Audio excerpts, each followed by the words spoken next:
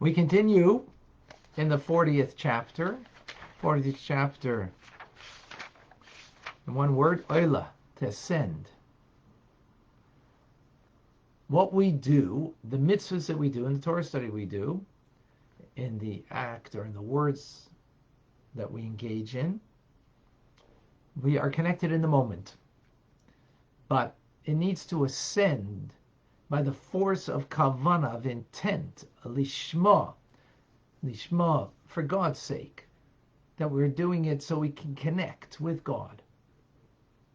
Period.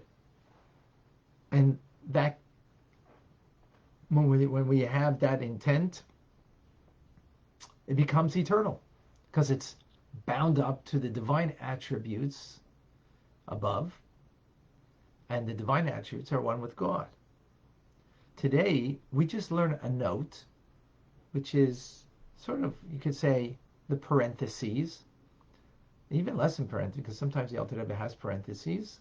Here it's, shall we say, less than parentheses, in the fact that it's a note. It's smaller print in the book, so it is sort of like adjunct. It's not the point, in a sense, but it's a strong enough point that it is mentioned. And we're going to learn that, this note, the Hagah, today. And the Alter Rebbe says as follows. The higher worlds also shines there and revealed the supernal union that is affected by every mitzvah that we do and every time we study Torah, as we're doing. Right? It's shining forth. What we're doing right now in the higher worlds, meaning, namely, the divine attributes. And there causes a union there, that the midas, the divine attributes of God, are fused together with God, with God.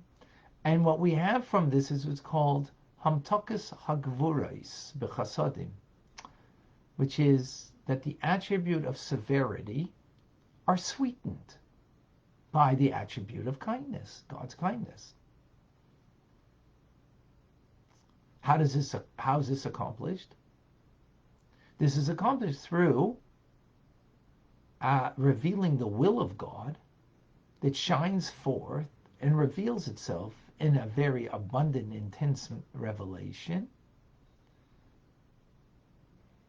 right? That now creates a union between two opposites: indiscriminate giving and discriminating judgment, being judgmental.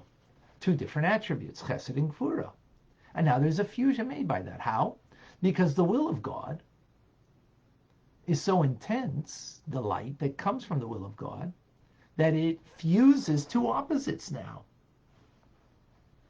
How? Why is this done? Why is this happening? Because we've aroused from below over here by performing a mitzvah, the act of the mitzvah that is with intent, or the occupation of Torah, right, as we're doing right now, in which this in the mitzvah and in the Torah is an embodiment of the will of God, the supernal will of God that's clothed in it. Right?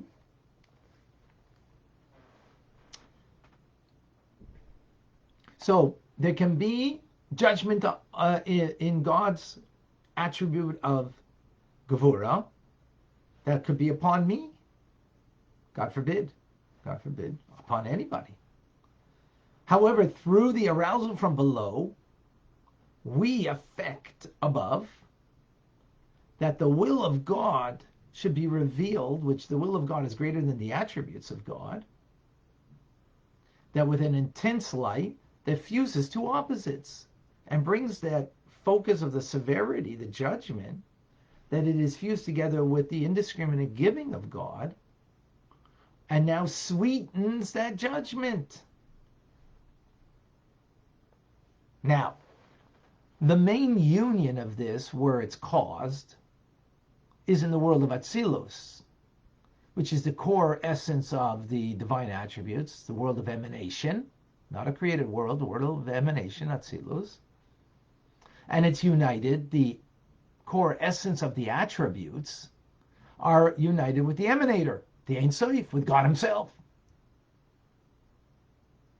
Now from there, on that world of Atzilus, a mere glimmer radiates into the lower worlds of Bria, then Yetzirah, then Asiya, each according to the rank of the world.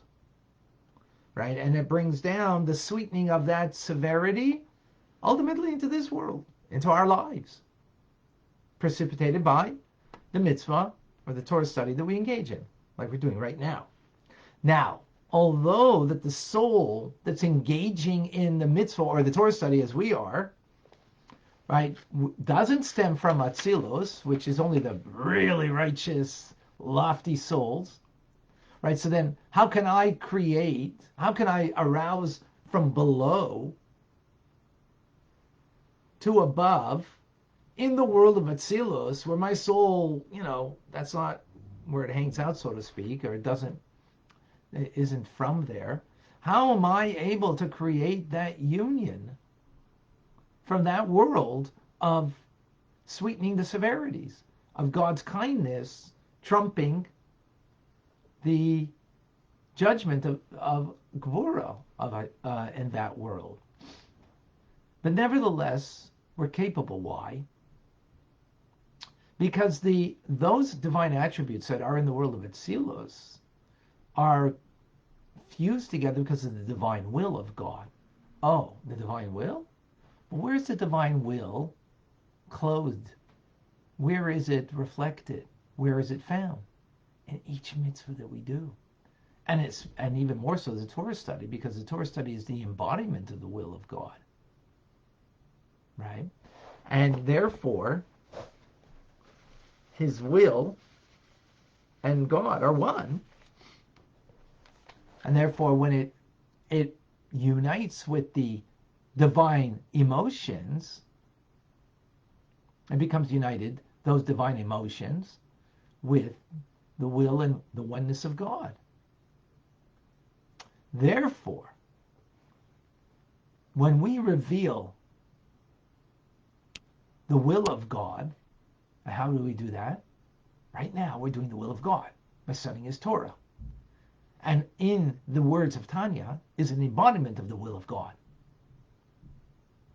Or after we learn Tanya, we engage in a particular mitzvah. So that's the embodiment of the will of God. Therefore, that causes that intense light to come from the will of God that will then fuse with the